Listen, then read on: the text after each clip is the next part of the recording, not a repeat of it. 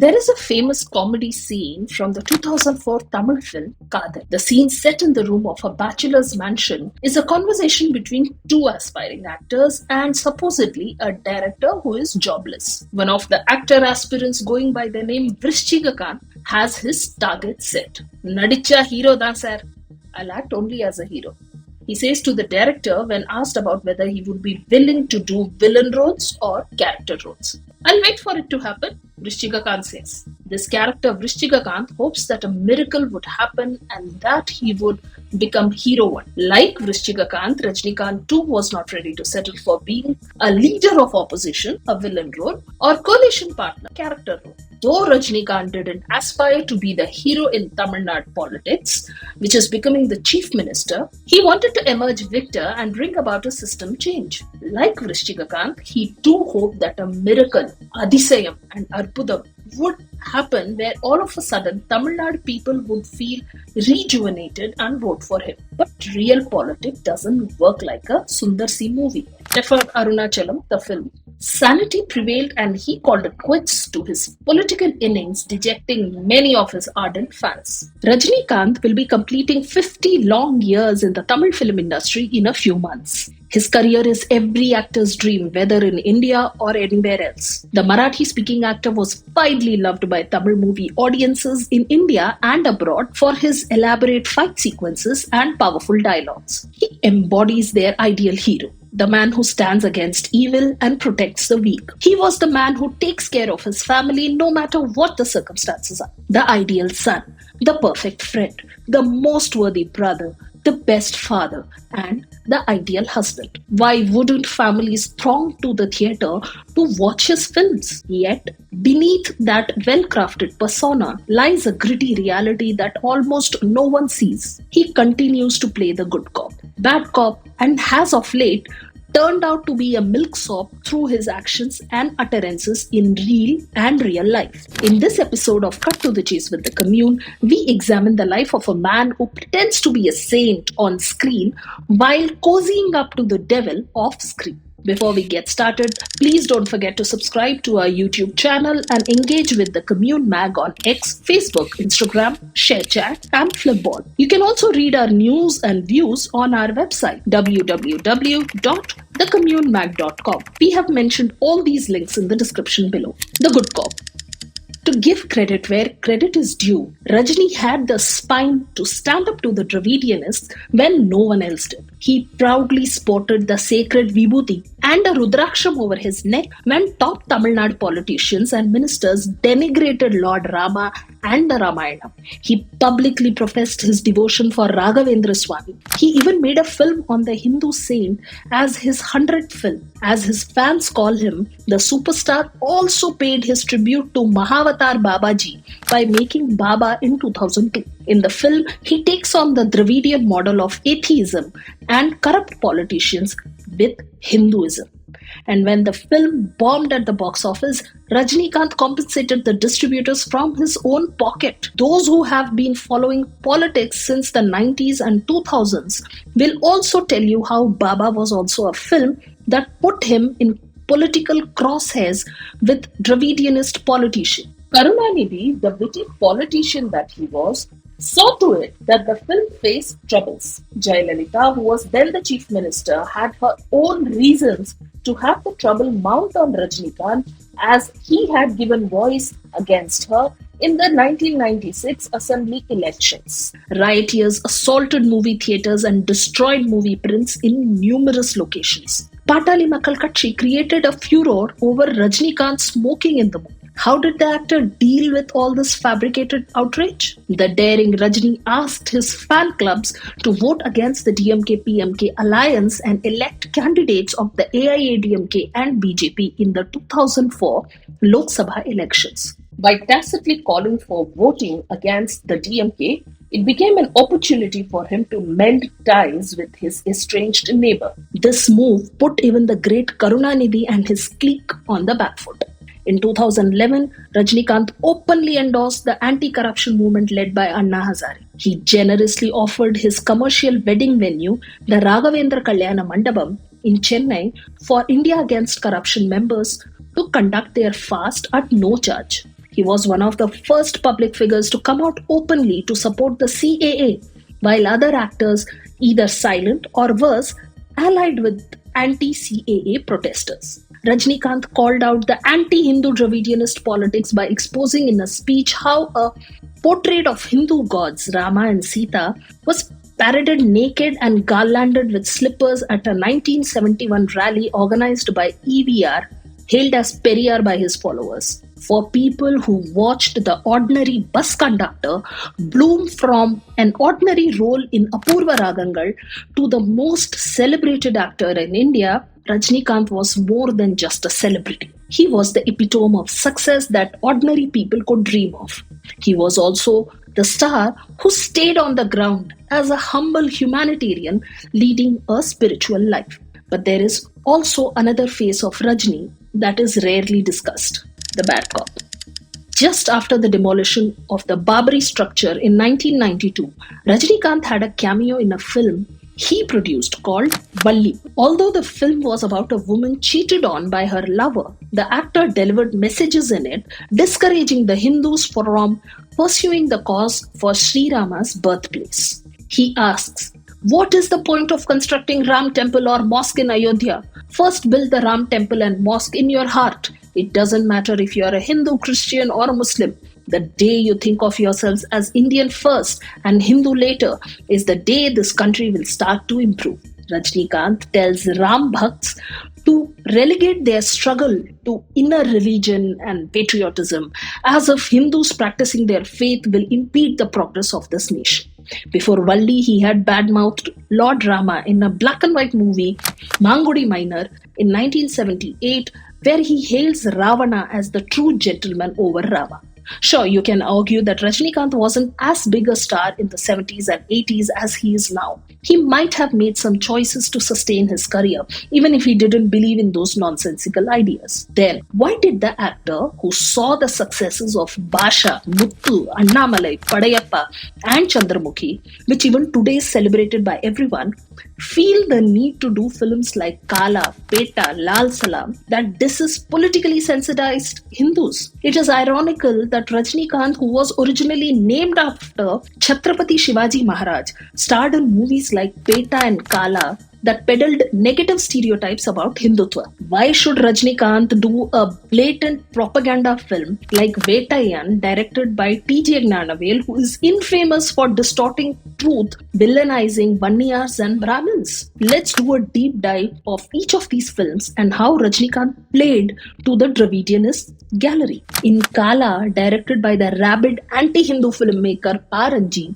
Rajinikanth is the black shirt-clad messiah of a chawl fighting the saffron, shawl and tilak sporting evil men. There were scenes where Hindu festivals were demonized, with Lord Vinayaka and Lord Rama shown in negative light. Every villain in the film, including the main antagonist Hari, which is another name for Lord Vishnu, is a practicing Hindu sporting religious symbols of saffron or Hinduism. Hari frequently talks about Krishna and Rama while justifying his evil deeds, and Kala threatens him. "If stealing my land is your god's dharma, then I won't spare your god either." It even contained a blatant reference to prominent BJP leader H. Raja to reinforce negative stereotypes about the Narendra Modi government.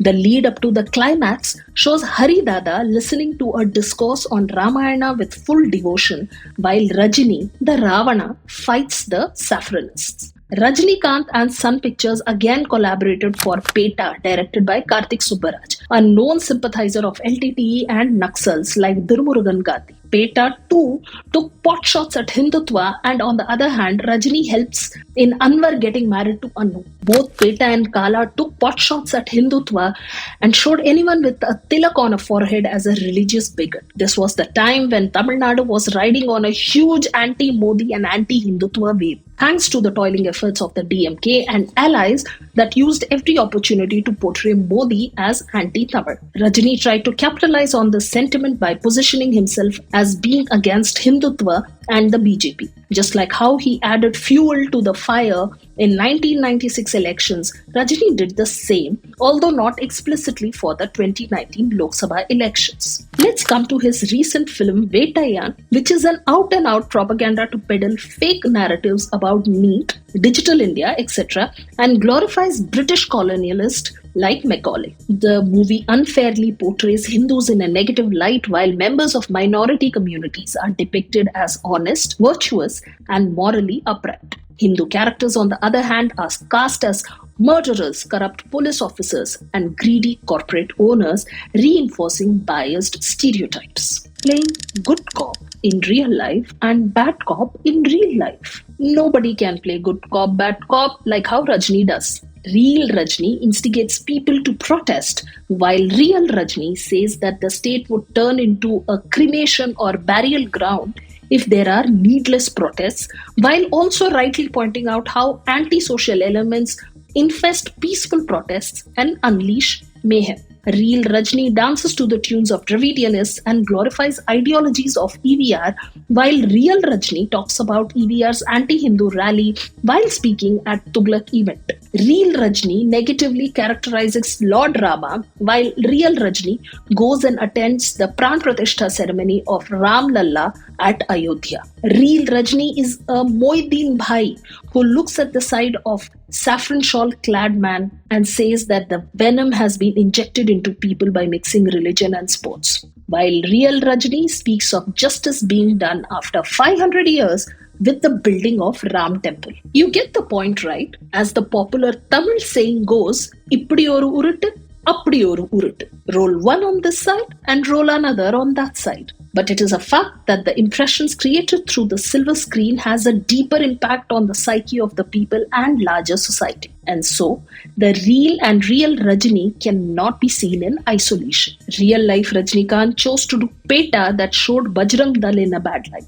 Real life Rajinikanth chose to be a Moideen Bhai in Lal Salam and justified his daughter's derogatory use of the word Sanghi. Real life Rajinikanth has chosen to associate himself with a Dravidianist propagandist director who spewed venom against Brahmins and insulted Vanniyars as villains. Real life Rajinikanth, who is in a position to do the film that he wants to produce the film that he wants to, influence the filmmaker and modify the script to convey the message that he wants, did not do so. Real life Rajinikanth even distanced himself from outrightly coming in support of Modi like he did for demonetization in the run up to the 2019 Lok Sabha elections. He struck a tactfully eluding note with his 10 persons ganging against one remark. NDA alliance with ADMK went with one seat from Tamil Nadu. The milksop Rajini.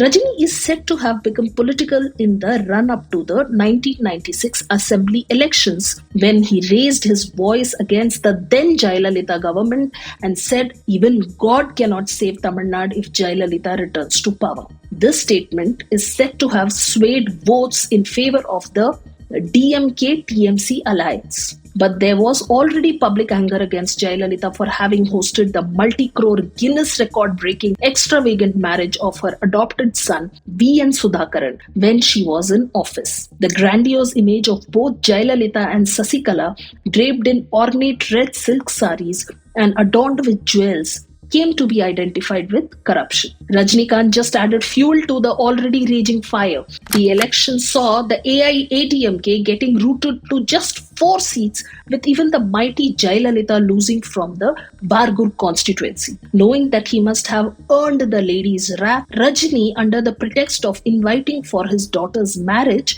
met Jayalalitha at her residence in 2004. It would be wrong to speculate on what transpired between the two during their meeting, but we all know who Jayalalitha was. The least she would have demanded was an apology to fix relations. Later on, he would go on to call her a reincarnation of Ashtalakshmi in 2006, at a function held to felicitate Jayalalitha. When Jayalalitha got bail in the disproportionate assets case in October 2014, Rajinikanth congratulated her. In February 2017, Jayalalitha was later named as a convict along with Sasikala, Elavarsi and Sudhakar, but proceedings were abated owing to her death. Same case but different positions at different points of time. From proclaiming that even God won't be able to save Tamil Nadu to likening her to God, Rajinikanth's tryst with Jaya came a full circle. And this doublespeak is not limited to religion or politics alone.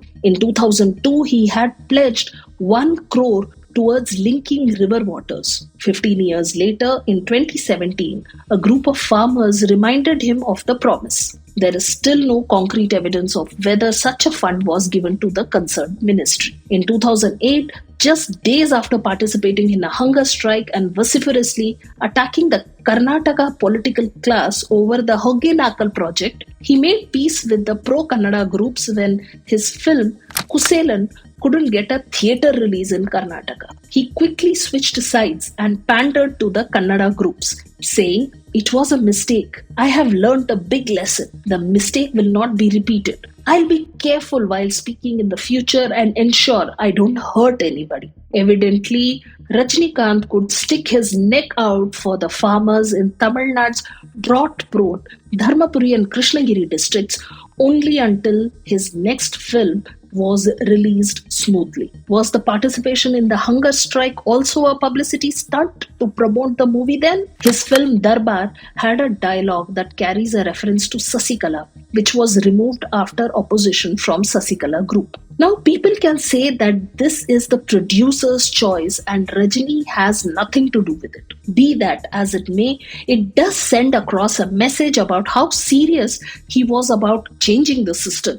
Rajinikanth, while declaring his entry into politics, had quoted Bhagavad Gita to say that he would be considered a coward if he didn't abide by the compulsions of time. It was only after his political entry announcement that he did films like Kala and Peta. In 2019, the pandemic struck and Rajini too suffered a health setback with a kidney transplant.